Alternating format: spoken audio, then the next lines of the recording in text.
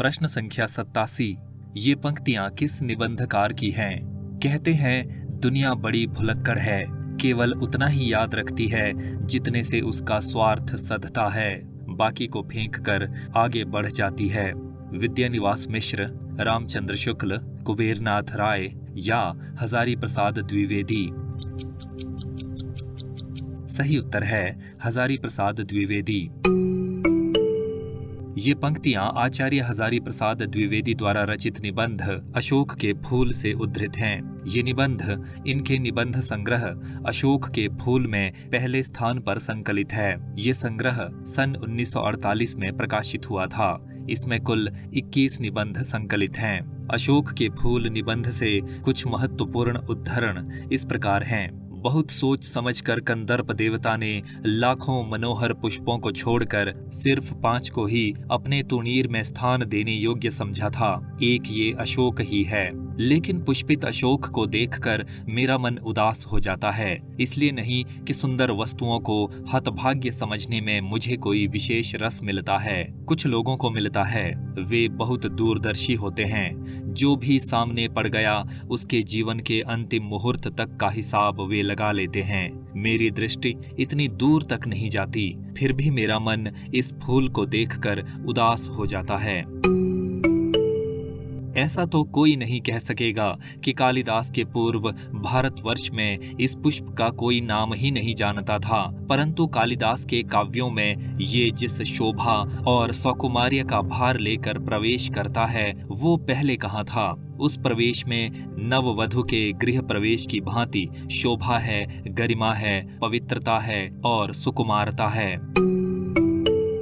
पंडितों ने शायद ठीक ही सुझाया है कि गंधर्व और कंदर्प वस्तुतः एक ही शब्द के भिन्न भिन्न उच्चारण हैं। कंदर्प देवता ने यदि अशोक को चुना है तो ये निश्चित रूप से एक आर्येत्तर सभ्यता की देन है। इन आर्येत्तर जातियों के उपास्य वरुण थे, कुबेर थे, वज्रपाणी यक्षपति थे। कंदर्प यद्यपि काम देवता का नाम हो गया है, तथापि है वो गंधर्व का ही पर्याय। रविंद्रनाथ ने इस भारतवर्ष को महामानव समुद्र कहा है। विचित्र देश है यह। असुर आए, आर्य आए, शक आए, हूण आए, नाग आए, यक्ष आए, गंधर्व आए, न जाने कितनी मानव जातियां यहाँ आईं और आज के भारतवर्ष के बनाने में अपना हाथ लगा गईं। जिसे हम हिंदू रीति नीति कहते हैं, वे अनेक आर्य और आर्येत्तर उपादानों का अद्भुत मिश्रण है। एक एक पशु, एक एक पक्षी, न जाने कितनी स्मृतियों का भार लेकर हमारे सामने उपस्थित है। स्वर्गीय वस्तुएं धरती से मिले बिना मनोहर नहीं होती। मेरा मन प्राचीन काल के कुंझटिका छन्न आकाश में दूर तक उड़ना चाहता है। हाय, पंख कहाँ हैं? कहते हैं दुनिया बड़ी भुलक्कड़ है, केवल उतना ही याद रखती है जितने से उसका स्वार्थ सधता है, बाकी को फेंक कर आगे बढ़ जाती है। शायद अशोक से उसका स्वार्थ नहीं सधा, क्यों उसे वो याद रखती? सारा संसार स्वार्थ का अखाड़ा ही तो है।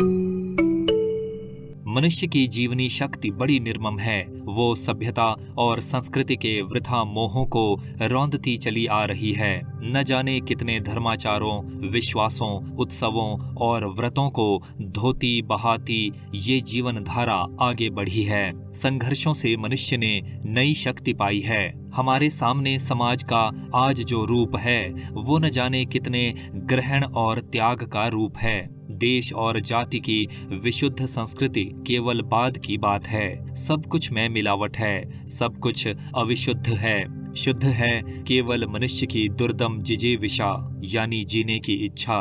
वो गंगा की अबाधित अनाहत धारा के समान सब कुछ को हजम करने के बाद भी पवित्र है। महाकाल के प्रत्येक पदाघात में धरती धसकेगी। उसके कुंठ नृत्य की प्रत्येक चारिका कुछ न कुछ लपेट कर ले जाएगी। सब बदलेगा, सब विकृत होगा, सब नवीन बनेगा।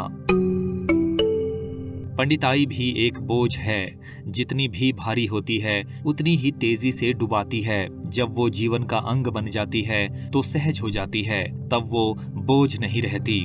वो उस अवस्था में उदास भी नहीं करती।